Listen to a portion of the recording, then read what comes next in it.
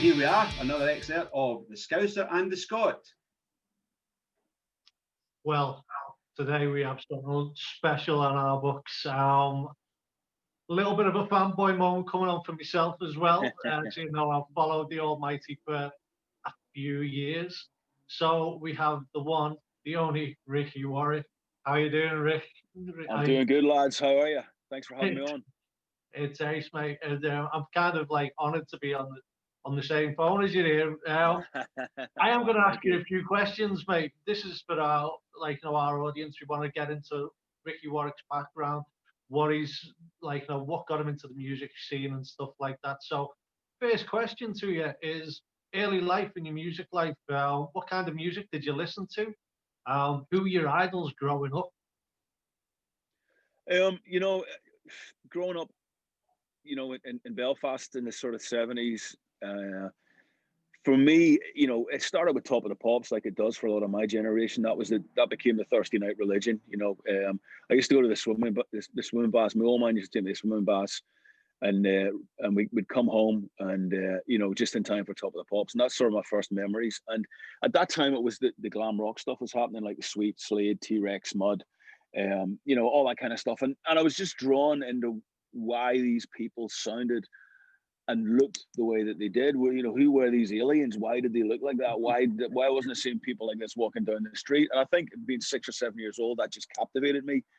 And then having two older sisters was also key for me as well, because they were very into music. So they were starting to bring home the Bowie records, the Cream records, the Free records, the Wishbone Ash records and stuff like that. So I started listening to their records. I think that's what gave me the bug. Plus, religiously listening to BBC Radio 1, Radio Luxembourg at night, sneaking the radio into bed at night and getting that medium wave frequency coming in out from Luxembourg, and devouring everything. I mean, everything from the cheesiest pop to the coolest rock and roll that was going on. And I think I just loved it all. I mean, I still do. And those are my earliest memories. The game changer really for me was when I was, just before I turned 14, I went to see Stiff Littlefingers play in the Ulster Hall in Belfast. Oh, brilliant. And it was the first show I'd ever been to in my life. And I walked into that show, as a clueless, young man, not knowing really anything, knowing that I loved Stiff Littlefingers, but I left that show with a vocation and knowing that I had to be on that stage and had to be writing songs. And that's the impact that it had on my life. It changed my life. I mean, I walked in that show and came out a completely different person. And that's the defining moment, I think, where I went, right, I'm doing this no matter what it takes. Yeah, I had something similar. I think I was 16 the first time I went to a gig, and it just happened to be Thin Lizzy and the Live and Dangerous tour, 1978 in Glasgow. There you go.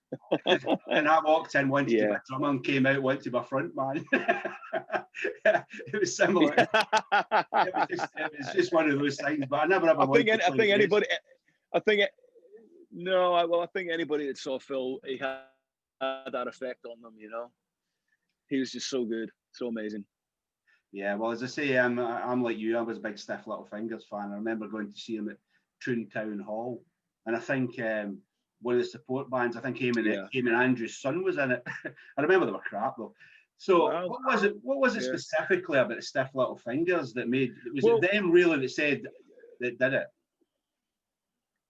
I think it was the power and the attitude, and just the volume of the guitars. I mean, I've never seen anything like it. You got to remember everything I'd seen up to that point had been on Top of the Pops or on TV on the old Grey Whistle test or whatever. So seeing something actually live and then seeing the effect it had on the people around me and the crowd going, the whole thing, it was like a religious experience.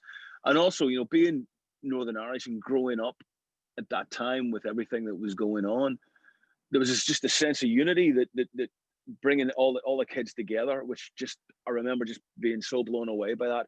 And then to top it all off, they were singing about being from Belfast, which is where I was from, singing about being bored, singing about the situation, singing about how crap it was, singing about the futility of the Troubles. And I just thought, it's my life. They're singing about what's happening, what's going on in my life. And they're from here and they're famous. So if they can do that, there's a chance for me to, get out of Belfast and do what they do and see the world and the whole thing. And it just kind of all just really made sense to me at that point, you know. And then the problem was like, okay, I can't really play the guitar, and I don't think I can really sing. So how am I going to do this, you know? And I think that's when it all starts, you know. You know, you've got the dreams, but having the dream is one thing, but you've got to work out how you're going to get to make that dream a reality, and that's where the hard work starts. I love that. I think that's the same with everyone really who's been to see a band who go and just grabs you a certain way. Yeah. But you've got to find that trigger which actually pulls you in and you like that. So obviously you walked out of the Stiff Littlefingers concerts and you went, that's it, I am going to be on that stage. Yeah. So where did the journey start? What was the first mission for you to do then, and how did you do it? I mean, the journey started with, you know, I had a paper round and saving up the money, and with a little help from my dad at the time, buying the first electric guitar and a little Vox practice amp. And basically, you know, I was so impatient. I never really wanted to be the guitar hero. I wanted to write songs. So I wouldn't sit in my room and practice the guitar. I'd sit in my room, and once I'd learned those 3 chords, I was like, okay, I need to start writing songs now. You know, maybe I should have learned the 4th chord. I might be a better guitar player. But I was so, it was all about writing songs. It wasn't about, sorry, is that really noisy in the background there, guys? Is it okay? Can you hear all that going on? Yeah, okay. Fine, don't worry about it. The gardeners have just turned up. That sounds very posh, doesn't it? See, this is what happens on live TV. I love it. Oh dear. Yeah, and I think that was just the thing for me. It was about writing songs, and how do you go about writing a song? Not how about do you play a G minor scale. I was like, I have no interest in that. You know, I wanted to write songs. I wanted to be noisy, and I didn't. You know, and I think maybe not getting too ahead. I've learned guitar in my own way, and a lot of things I do, people go, well, you can't do that. That's not right. That's not the right thing. Well, it sounds right. And I think that's one of the great things about being self-taught is you've got to it's good to look at the rule book and you know, check it out now and again, but it's also good to chuck it away and just create, you know what I mean? Do you know what? You're one of the only people who I've spoken to about, like, because I'm self-taught myself, and the way I always look at it, if it feels right and people move to it and can get into it, you wrote something right. It's right. You know, you're so right. I remember, I'm not going to name names, but I remember being in a situation not that long ago, working on a song and having an argument with somebody about a chord, should it be a minor or a minor 7th? And it didn't matter. It didn't matter. But this argument, this guy, when I went, this chord sounds good. He goes, but that's not right. That's not right. That's not right. That shouldn't work. I'm like, but it does.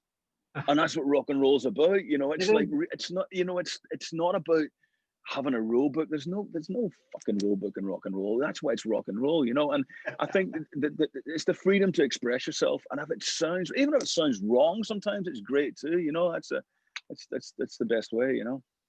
Definitely. Amazing. I mean, one of the things I've noticed about looking back at, you know, everything you've done, Ricky, is you seem to have a real strong work ethic. You never let the grass grow under your feet, as far as I can see. Can you tell me, what is it that drives that? What is it that makes? Because I know you've covered country, so that's where your 3 chords and the truth have come in. And I know that you've got the rock and everything else. So what is it that makes you just want to keep doing it and doing it and doing it?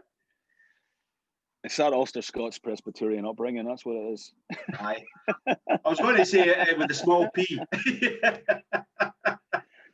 No, I mean, seriously, you know, my dad was a very hard worker. My old man worked and was very passionate about what he did. He was a farmer, and you know, we had a small farm, and you know, he was a terrible businessman, but he was an amazing farmer, if that makes sense. You know, and music is a bit like that as well, in that you know, it's all about the music, and people don't worry about the business, and that's why maybe we'll get to that later. There's so many pitfalls and people get caught out. And I think I saw how passionate and how hard my dad worked and how much joy that his vocation gave him. And he was very, very supportive of me from day one, always, probably my biggest supporter. And he he was like, well, if you're going to do this, you're going to have to work at it, and I want to see you working at it. He said, I'm not going to give you a hard time if I see you putting the hours in, and you know, putting the effort in. He said, I'll support you.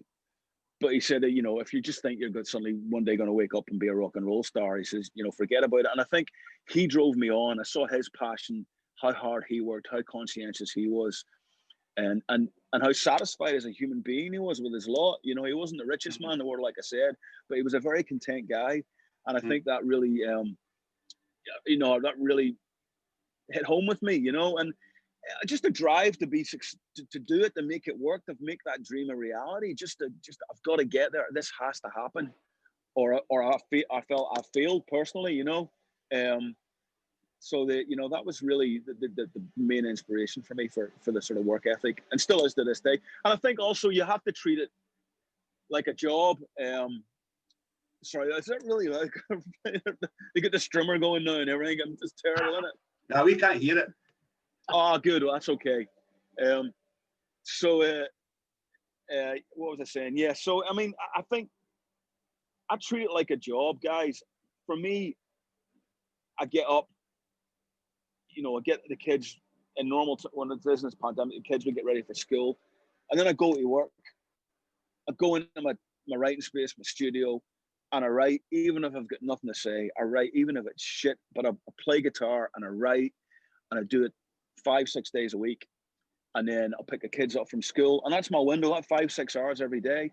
I don't need to go to a mountaintop, or, you know, I need 4 weeks, you know, in the middle of an island to come up with an album. To me, that's crap. You can write and create anywhere. Inspiration's all around you.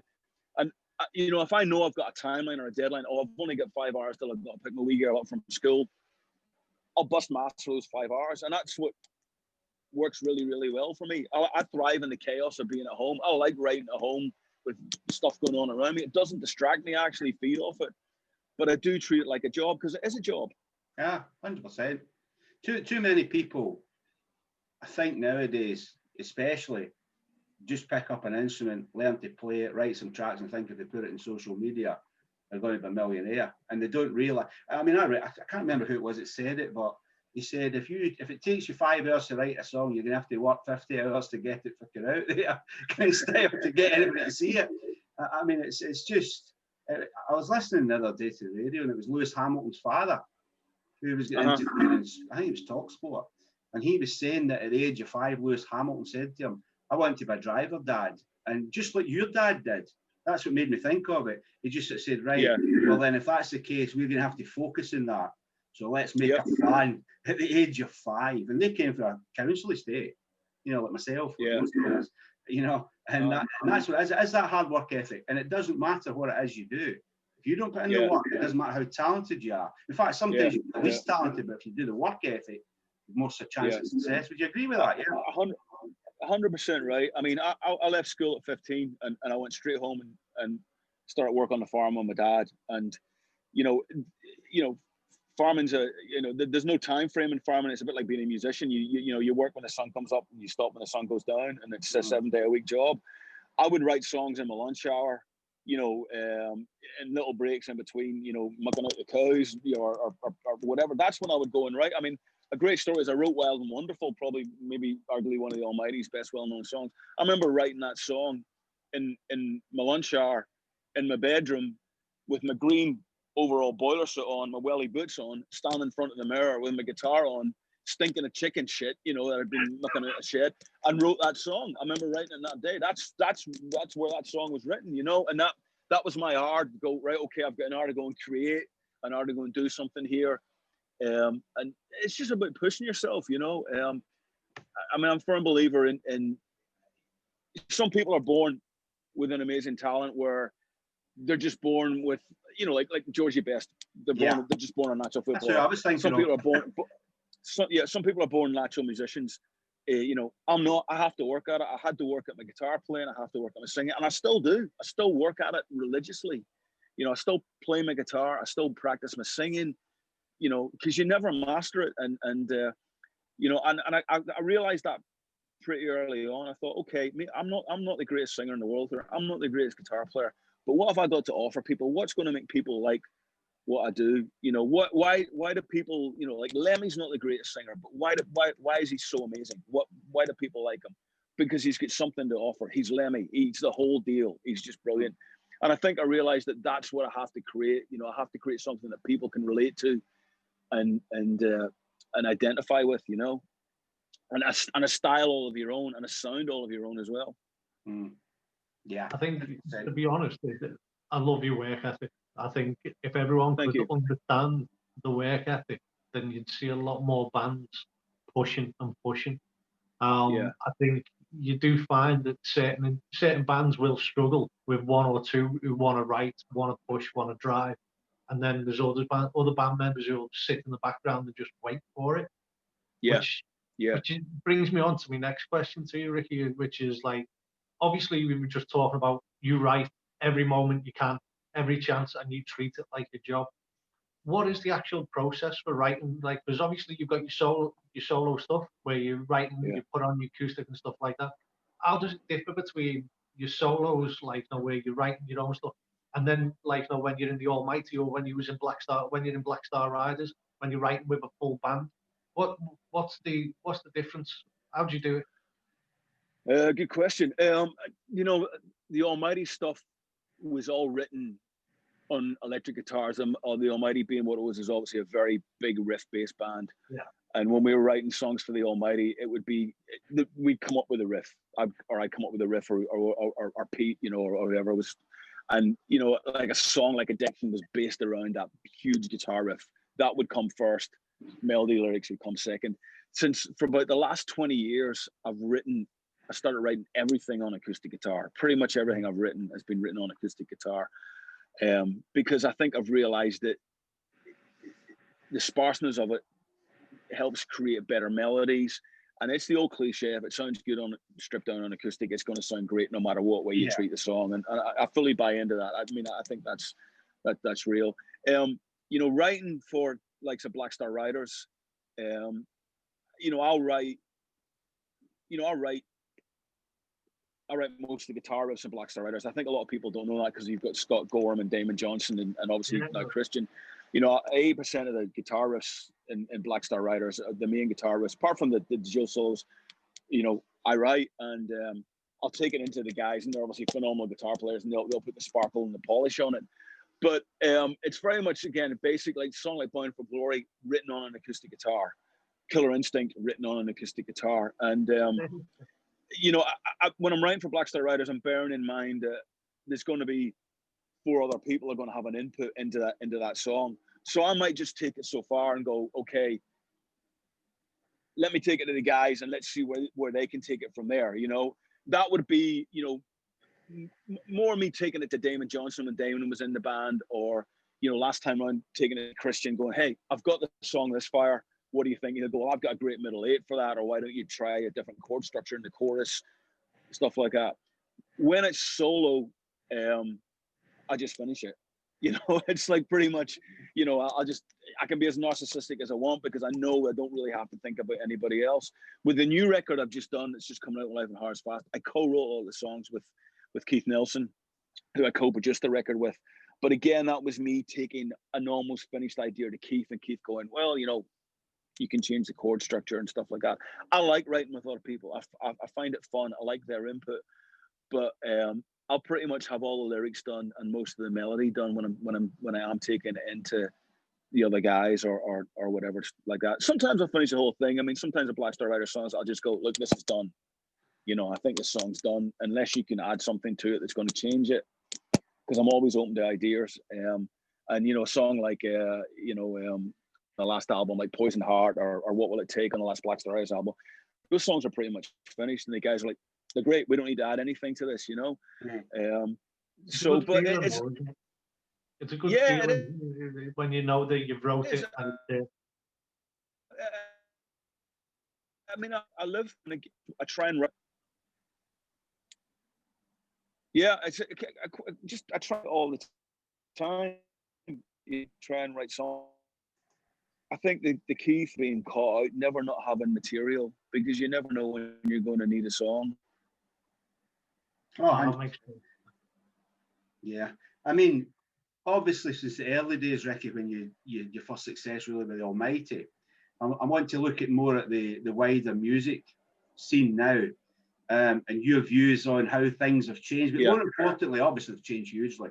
And we're not even meaning pre-COVID here. We're talking about before that even. But how have you had to adapt to overcome those changes, or have you? You know, what's your views on that?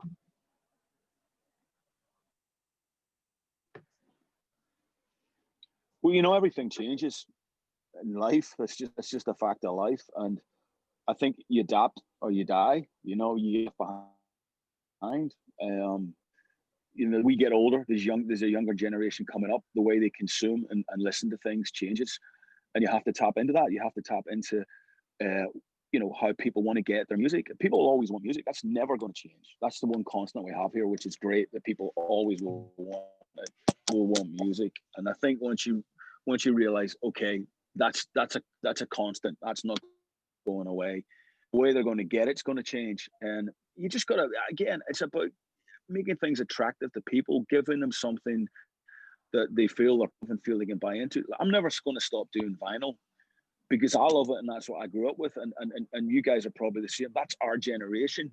But in the same way, I'm certainly going to embrace the Spotify's and the iTunes and the one click, because I know a lot of people like that. I do as well. I love that too. You know, there's nothing. I mean, I'm really glad the days are gone when you had a power, wake up the next morning and there's Ben Nevis of CDs all out their cases in front of the stereo, and you've got to put them all away because you took.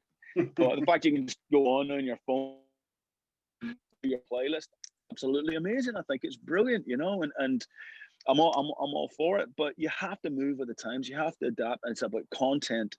It's about appreciating the people, your fans out there, giving them great content, making them feel involved. You know, the sad thing a little bit is the mysticism of rock and roll is probably gone now, because people now know what their favorite rock and roller had for breakfast that day. That's just the way that it is. But that's part of it. You know, now with technology being what it is, we're all in this together. And you know, I think that, you know, the fans they want to know more about their favorite rock and roller because they have access to that, and there's nothing wrong with that. It's just about adapting and changing with the times. I think you have to, if you want to make a living at it, you have to explore everything. I think people are slowly starting to realize it's not like it was where you signed a big record label, you get a huge advance, and you get, you know, a couple 100,000 to go and make a record, and then you get tour support, and then you sell $1 million. Gone, not happening anymore, you know. And you know, there's a lot of criticism when people started crowdfunding their album. Why are they doing that? You know, or what? You know, people think that people that make music and art they're all millionaires. They just have this preconceived idea that they are. And the sad thing is, they're not. Well, not the sad thing. They're just not. I mean, it's a very small percentage are, but everybody else have to work at it like a full-time job. You know, 365 days a year, and I fall into that category. I have to create, and I have to write, and I have to tour, and I have to play to support what I do and support my family. But you know, it's not a burden. I love doing it, so I'm doing what I love. So you know. Do you know what? It's one of the key things. And going back, there's nothing better than putting on vinyl. It's still to this day. Of course. Listening to on vinyl. I've still got my first Adam Ant record, Prince Charming. Oh, there you go. Brilliant. Yeah, you can't beat. That's a whole physicality of it. I mean, you know, my youngest daughter's just about to turn 13, and she's mad into Billie Eilish. She just got a Billie Eilish album on vinyl, and she's like, Dad, it sounds so much better. And look at the artwork, and you know, I almost bring a tear to my eye going, yes, that's what it's about. It's not, music is so much more than just clicking on your phone. Yeah, like I said, there's nothing wrong with that, but it's so much more. It can be so much more. It can be a physical thing where you've got that album cover and that artwork, and you're reading those lyrics, and you're checking out the sleeve notes, and you're actually physically putting it on and feeling the warmth coming off the vinyl. You can't replace that. It's like, you know, it's why machines will never, or computers will never replace, you know, the human spirit in a studio. I mean, you hear so many songs now, and they all sound the fucking same. You all know they've been done in Pro Tools. You all know the drums have been programmed. All the vocals are auto-tuned, and everything just sounds bland. you know, and then you can tell the bands that still go in there and put it down as a band and put their heart and their soul into it. And you can never replicate that. No matter how great technology gets, you can never replace a human soul in music. No, definitely. So, quick question then. Obviously, we're giving advice to some of our young fans, up-and-coming bands, and unsigned artists. If you could give them a little bit of advice, what would be your advice for them starting off in the music business? How would you advise them to, like, you know, try and direct themselves so they can be successful? I think it's all about songs. It starts with having good songs.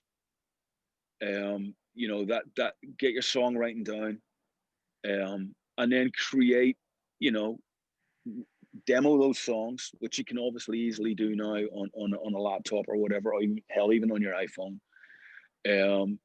And put your heart and soul into writing those songs, put attitude into it, you know, make those songs exciting, start getting them out to people via the internet, you know, start posting on YouTube, make a little video. And just the one thing that's never changed, guys, is the hustle. It's all about hustling. And that's never changed, you know, from with anything in life. You have to hustle. Don't take no for an answer. You know, be confident, believe in yourself, believe in your band, believe in your songs is the most important thing. And start trying to create a little bit of a buzz, you know, I mean, mean it, look like you mean it, look like you own it, you know, and then try, obviously, when this pandemic's over, start setting up little gigs, even if it's just getting your friends along, video the gig, watch the video back, see how you look on stage, see who looks awkward on stage, see who can, you know, how you're going to, you know, put on more of a show, see how you're playing, see how tight the band is, watch it a million times, learn from it, work on the mistakes, and just keep pushing and keep moving forward and keep hustling. It's all about hustling. You know, I think, to be honest, and positivity as well. You got to be positive, you know. But to be perfectly honest, I think you've hit the nail on the head. Like, you know, the amount of, like, because we've been to a number of shows ourselves where we're looking at bands, and you're always learning. It's a learning curve for us. As I say, we're like, you know, we're trying to better ourselves. And one of the things that we're always trying to do is, like, you know, go and watch other bands, go and get a better idea. Like, you know, see what you're doing, which could be improved. And, like, you know, everything's about borrowing ideas. Music is borrowing ideas. Of course it is. You learn from everything else. And I think that's one of the key fundamentals. It's like, you know, when we seen you on stage, we're like, oh my God, that is amazing. It's like when you watch the Stiff Littlefingers, you must probably looked at them and went, that's it. And sweet. It's like us. Do your homework. Just don't go and check out bands in the genre of music that you're trying to portray. You know, go and see other artists from different styles of music. And when I first picked up the acoustic back in 2002, you know, when I started doing the solo stuff, and I was terrified because, you know, I was like, you know, it's been a wall of Marshalls and you know, Les Paul guitar, and I was like, I'm not going to do this. How am I going to pull this off? I'm using an acoustic guitar with no volume and blah blah blah. I went and I followed this great Irish folk singer called Kieran Goss, and I went to about 4 or 5 of his shows in Ireland, and it's just him and acoustic guitar, and how he interacted with the audience, the storytelling, how he played, and I just sat there and like a sponge took it all in and went, right, this guy's amazing. I can learn from him, you know, and that gave me the confidence to develop my own style with doing the solo stuff, doing the one-man thing, which is stand on stage with the guitar. I really learned a lot from that, and I think, you know, artists can do that. I mean, if you look bored on stage, guess what? Your audience is going to be fucking bored. You know, you can look cool on stage. You can be like Oasis, and an attitude can ooze out of you just by looking hard and having a certain look and not moving. But if you look like you're fed up or you'd rather be somewhere else, you can do. You know, look, you've got to look like you mean it. And if that's just standing still with a stony glare, or if it's, you know, if it's jumping about like Dave Lee Roth or whatever, you have to look like you mean it. It's entertainment. At the end of the day, and you should the bands that I manage, I say to them, fuck's sake, guys, you're there to entertain them. You're the entertainment. Yeah. That's as you're making people feel something and hoping you're putting a smile on people's face and letting them forget the hassles life for an hour and a half. You know, that's what you should be trying to do. You should be trying to bring them in, forget about the outside world, and just give them an experience that they won't forget for an hour and a half, and hopefully they'll leave the gig on a high. Yeah, 100%. So you mentioned earlier briefly about the pandemic. How has that affected? I mean, it's obviously affected everybody, but it's obviously will have affected what your plans were for 2020. Sure. So how's 2021 and 22 looking like for you now, Ricky? Well, I'll be honest with you. I mean, we lost about 100 shows. Wow. This year. We just put out the Black Star Riders, another State of Grace album. We were lucky enough to get the first sort of leg of touring. So we got a 7-week tour done. They just finished about this time last year, due to start up again in the spring. All the festivals, you know, go to the States, South America, all that kind of stuff. Obviously, that all got pulled. So that, you know, not only is that devastating because we really wanted to promote the record, but financially you can only guess at how much that hurt us all individually. But I think one of the things I've learned as older is just such a weird time, and pandemic is anybody's control. You and I can't do anything about it. It is what it is. It's here. How am I going to adapt? What am I going to do? How am I going to get through this? So like anything else, I start trying to look at the positives. I thought, right, we've got the internet. Brilliant. Let's start doing online shows. And really that's what I've done. I've been doing an online show pretty much once a month because I feel once a week is too much for people. I know everybody's hurting. So I've tried to put on an online show. I've kept the ticket price at you know, I think it's £5 to buy a ticket for the online show. And I've done every show I've done that's been different set of songs, be Almighty, Black Star Riders, be cover versions, be solo stuff. And that's been really good. I've taken the time to try and get better at guitar. I've been playing guitar more than ever. I've been writing more than ever. We've already got the next Black Star Riders album demoed, and I've already got the next song demo, even though this one isn't even out yet. So I've put my energy into doing that, and just going, this is what I've got to do till this passes. You know, this is how I'm going to get through. Tons of online stuff, tons of connecting with people online, and just trying to ride out the storm, as it were. You know, like everybody else. Yeah, I think that the ones that's coming out of this the best. I've seen it with. I mean, I had a job I worked with about 30 different bands, and my thing was some were just sitting back waiting for the live gigs to start up again. So after about 3 months, when I started to see that wasn't happening, I was straight on their cases. Right, guys, this is here for the long term. You need to start working on this. And right, it's working it through, isn't it? You have to be sensible about it. But yeah, and I think it's what is it? Even when gigs come back, the online thing is now here to stay. I think, you know, the likes of Patreon and all these, you know, different live versions. I'm still going to continue to do that. I'm still even going to do the odd online show even when we're out there gigging again, because I think people now accept that it's part of the norm and it's part of what it is, and it's kind of good. I mean, I love the fact that, you know, once a month, invite people in and with them and sit down and play some songs, you know, and I just think it's lovely, you know, and I think you've got to be proactive, like you said. Sitting in your arse gets you nowhere, you know, no matter what's going on, it just doesn't, you know. And if you're choosing an art and it's something that you love, why wouldn't you want to be creating and be busy 24/7? I don't understand it. I'll just come to me and I'll wake up one morning and I'll be a rock star. People, then again, a few people win the lottery, you know. It's going to happen to all of us. All of us are going to have to get out there and make it happen, you know. Yeah, 100%. So obviously we've talked about music, how you write it and stuff like that.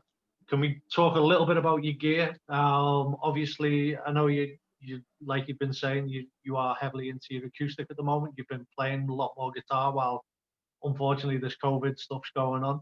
Can you just give us a quick rundown of your guitars, your amps? What do you use to record? When do you, is it the same rig when you're recording from when you're practicing or playing? Sorry, live? you froze up. You froze up right in the middle of that question. Could you hit me up? It's fine. Let me give it again. Okay, so we was talking about gear. Obviously, basically what we were trying to do is understand. I know you've been playing a lot more guitar while, unfortunately, the dreaded COVID is around us at the moment. Yeah. Can you give me a quick rundown of your gear? Like, are you still playing your electric guitars? What guitars are you using? Sure. What effects? What amps? Have you gone digital, or are you still going the Right. warmth of the valve? Oh no, it's still old school. Marshall JCM 800s. That's what I use. Yeah. To Marshall 4x12 Celestine speakers. I don't really use very many effects pedals. I never have. I've always been a great believer in, you know, if you've got a great guitar and a great amp, why put something in the way of it? You know, I've stuck with that. I've been using that forever. You know, I've got my Les Pauls. I mean, I'm lucky enough over the years I've built up I've got some really, really nice guitars, and I've been using Gretsch guitars a lot recently. They've been really good to me, and I've got a bunch of guitars from Gretsch that I love, and I've been really using them. With Black Star Riders being a 3-guitar band, and you know, having Christian Martucci and Scott Gorham, obviously, who are just amazing guitar players, I'm always fighting for that wee bit of real estate space between them. And I think, you know, using another Les Paul, you know, it was just muddy in it. So I looked around, and the Gretsch has that crunchy or sort of almost Malcolm Young sound that sits nicely in behind what they're playing. Right. So for Black Star Riders, that's great. With the Almighty, it was very much a Les Paul gain up as much as you possibly get away with. The solo stuff, a bunch of different guitars. I mean, the Gretches, a lot of P90 pickups in some of the guitars I use. I've got a great Telecaster I'd use on the solo stuff. But nothing digital at all. I mean, same recording, very much recordings done as live as possible. Yes, of course, we use Pro Tools to do a lot of editing, but you know, there's no auto tuning. There's no you know, everything is played and everything is real. But we'll use the Pro Tools obviously when it comes to editing or you know, putting takes together and stuff like that, because you know, that's to me the massive improvement. You're not relying on some guy with a shaky hand to splice a tape that may destroy the whole song anymore. You know. So yeah, I keep it fairly simple. You know, I'm not really a gearhead. You know, I'm not that there's anything wrong with having tons of effects and all that kind of stuff. You know, I just don't have the patience to want to go down that road. I mean, I'm a purist, and the bands that inspire me and that I love have all been purists when it comes to guitar sounds and the way they go about recording. So, you know. Have you got any particular that you love the tone of, any person in particular that you've got a? I mean, there's so many. I mean, everybody from Steve Jones, you know, to obviously Malcolm Young, who have mentioned, you know, that crunch. Mike Campbell from Tom Petty and the Heartbreakers is such a phenomenal guitar player as well. You know, and yeah, so people like that. I mean, you know, yeah, I mean, I'm always listening to stuff. And you know, I mean, Geordie from Killing Joke's got one of the most unbelievable guitar sounds out there. I mean, it's just so instantly identifiable. So you know, it's people like that, you know, that are inspiring. But I think over the years, I think I've got my own sort of sound down, you know, just from playing as long as I have, and I kind of know what I want, what I want to get and what I want it to sound like, and I kind of know after all these years, well, at least I think I know how to achieve it now, you know. Yeah, that's cool. So we've talked a few times already about we're trying to bring more young people into the rock. So we want to try and do a little bit to get kids, 13 and 14, to understand what it's like to be a rock gig or a metal gig, you know, something that isn't bland music. I'd like to finish by asking you to name maybe half a dozen bands that, if there's any youngsters watching this who don't really know anything about rock or metal or whatever, name half a dozen bands that you say, if you go and listen to these guys, you're going to have a blueprint for what this is. Yeah, I'd start off by saying the most important thing is expand your boundaries. Don't listen to that one genre. If you're a death metal band, don't listen to death metal bands. Listen to other stuff. You know, listen to, you know, other different genres of metal. And it's the same with any music. I mean, with me, I listen to probably outside of rock and roll, probably my favorite music. I listen to tons of Northern Soul and Motown. That's where I get a lot of my influence from. The rhythm section on those of those recordings is probably the best that there is. The melodies the vocalist. So you get somebody like David Ruffin, who was in the Temptations. Listen to David Ruffin sing. Listen to the power and attitude in his voice and the tone and the melody. It's fucking mind-blowing, you know. Listen to people like that, and then bring those melodies into your hard rock, bring them into your heavy metal, and it'll take you somewhere that maybe you wouldn't have thought of going, you know.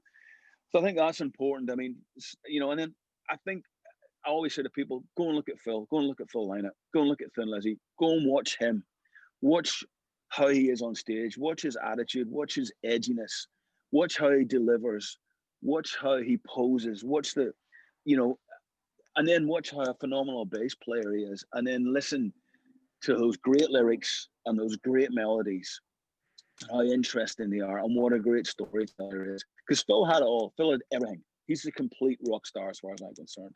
He has everything you need right there. So I'd say, you know, watch him, you know, and then same thing, Lemmy, Motorhead. Look at Lemmy, you know, he's the real fucking deal.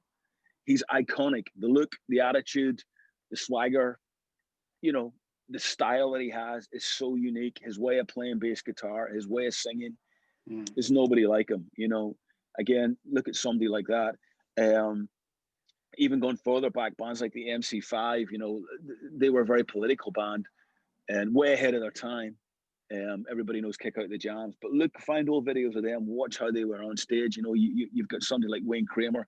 He's almost like James Brown the way he moves on stage, you know, the moves that he's pulling. But it's mesmerizing. You can't stop watching this guy, you know. Stuff like that. More modern day, Corey Taylor from Slipknot, Stone Sour is a great example. You know, Corey he's got a great voice, can sing a lot of different styles of music, an amazing performer, very eclectic. Again, you know, very, you know, from Stone Sour to the solo stuff of Slipknot, there's a huge, you know, a huge world of music that he's exploiting there, you know, not just one style and stuff like that. But I think the best story, I'll save it to last, for inspiration for anybody. And he, you know, the guy doesn't need any more press than he already gets, but I've got to know this guy over the years, and Dave Grohl is the real fucking deal. Dave Grohl is, everything you've read about him is true, but Dave started in a punk band called Scream before he was in Nirvana. And about a year ago, we were playing a charity gig for the Ronnie James Dio Cancer Foundation. And they have bands playing it, myself and Robbie Crane and Keith Nelson from Buck Cherry. And Dave Grohl turned up in the morning and said, I'll go out and play drums with you. And I said, okay, we're going to do Bomber by Motorhead. We're going to do Jailbreak by Lizzy. We hadn't rehearsed with Dave. Dave turns up with his kids, says hello to everybody, no airs of graces, gets behind that drum kit, doesn't complain about the sound mix, I need to move this, I need to adjust that kick drum, I need a different snare, doesn't touch one, because it's the same drum kit for all the bands, it's just been up there, doesn't move one thing, counts off the start of Bomber, plays like his fucking life depends upon it. And it was mind-blowing. I mean, I'm standing there just going, this is insane. You know, we've never been in the room together, we've never rehearsed, but he turns up, he plays like his life depends on it. Like he's still in that little punk band, and it still means the same to him that it did, you know, 30 years ago. And that's your example right there. You should never lose that attitude and that feeling. No prima donna. Just what do you got? We've got this 4-piece drum kit. It's not very good. That'll do. And he just destroys the kit. plays his heart out, and the place goes mental. You know, and I think that defines the spirit and attitude of rock and roll right there. You know, that you're never too big. And Springsteen, we got to mention Springsteen. God, how do we not mention Springsteen? But tell you, work ethic. You know, here's a man at 71, still making vital music. Still, you know, when we're touring, still doing 3-hour shows. I mean, a lot of the boss's work ethic, I mean, I look up to that immensely, because he's just never stops, because music is his vocation, and it is for me. And I think that these are the people you need to inspire, certainly to me, you know. 100%. That's in a nutshell. And if you don't have that passion, if anybody's watching this and they think they're going to be a rock star, and you don't want the work ethic, you don't have the passion, forget it. Or get it. The thing is, though, do you know what, Aaron? Absolutely. Be respectful to be respectful to the people you're working with and the people that are working for you. I was just going to say, to be honest, Ricky, hearing that story about Dave Grohl, it doesn't surprise me. The guy is just he stops for photos with everyone. He's just a genuine nice guy. He is, as I say, people need to listen to it, and actually go, yeah, that is what a rock star is all about. See your fans, put 100% in, and give it what you've got. So, like you say, I think. Yeah, and remember, you're nothing without your fans. Nothing. You will not exist without them. They are everything, and you should make them feel like they are everything. 100%. 100%. Well, Ricky, I would just, from the bottom of my heart, thank you very much. I can't thank you enough. So, ladies and gentlemen, we've just had a great interview with Ricky Warwick. So, Ricky, if you want to tell us about your tour 2021, hopefully it comes off in the UK. We'll be there. Fingers crossed. Thank you. We'll be looking forward to seeing you, having a drink at the bar, and catching up with you. You can catch all Ricky's information on his Facebook page, his webpage, rickywarwick.com. Correct me if I'm wrong. That's right. Yeah, so like I say, we'll be there for you, mate. We'd love to have you back on if you come over to the UK. We'd love to do either a live interview. Yep. So we'll definitely catch up with you in one of your shows. And thanks again. It's been amazing, mate. Yeah, cheers, Ricky. No, guys, thank you so much for having me on. It's been an absolute pleasure, and good for you guys doing what you're doing. It's very important. So cheers, thank you. So we have been the Scouser and the Scot. So until next time, you know what you need to do. Hit that cowbell and subscribe.